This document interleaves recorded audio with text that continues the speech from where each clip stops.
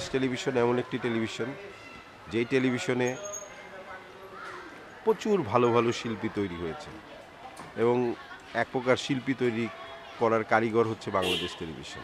বাংলাদেশ টেলিভিশনের 60 বছর পূর্তিতে আমার তরফ থেকে অনেক শুভেচ্ছা।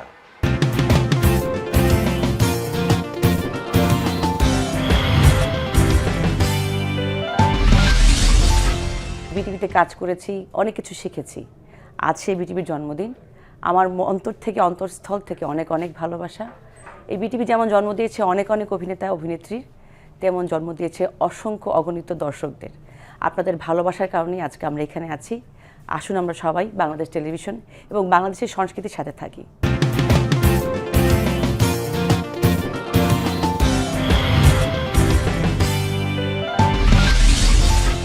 বাংলাদেশ টেলিভিশনের 60 বছর পূর্তি একটা মাইলস্টোন বলা যেতে পারে।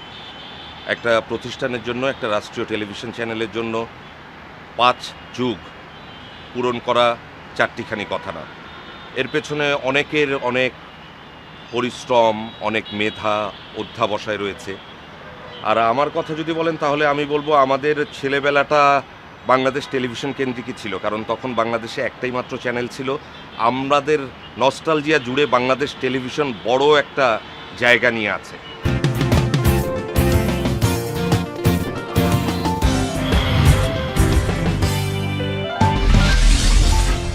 আজ আমাদের বিটিভির 60 বছর পূর্তি হলো। আমি অত্যন্ত আনন্দিত, অত্যন্ত গর্বিত এই বিটিভির সাথে থাকতে পেরে।